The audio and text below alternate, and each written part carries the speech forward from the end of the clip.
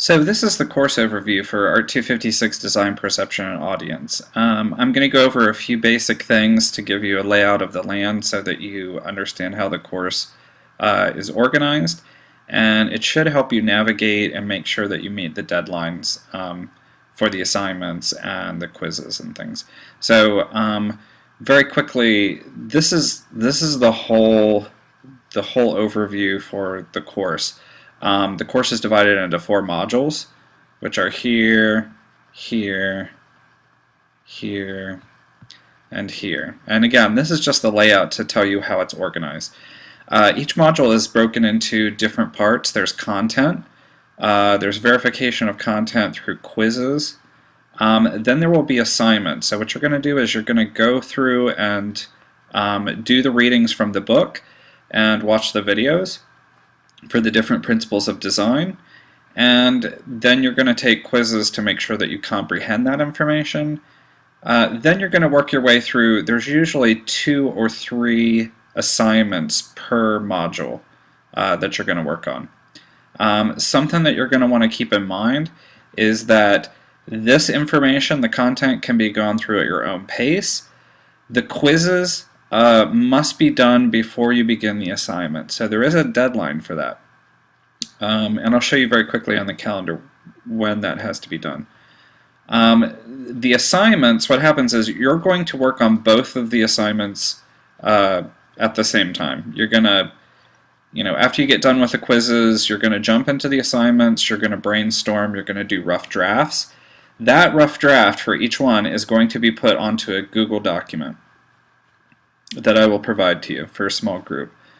Once your rough drafts are in there, it's going to open up a period of 2 to 4 days for, this says discussion, but it's basically a critique.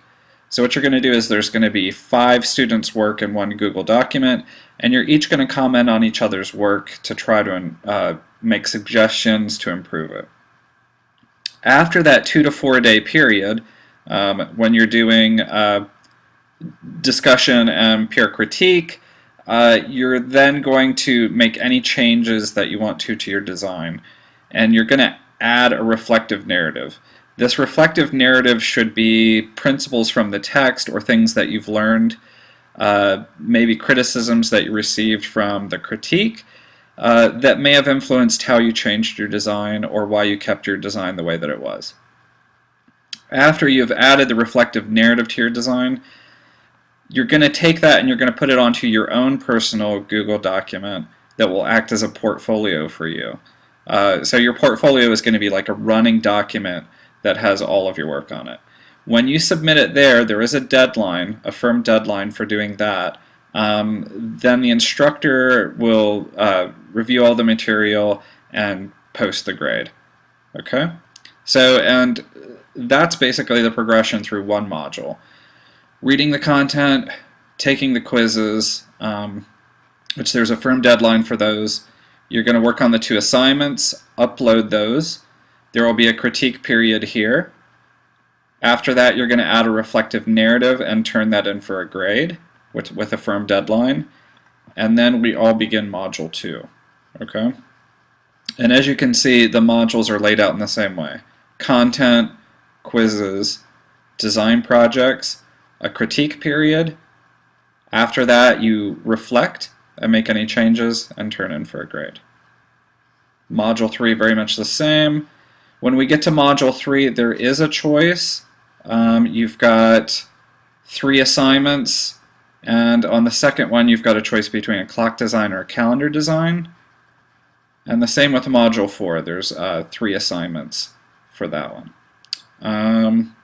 And that's basically the layout of the total course overview.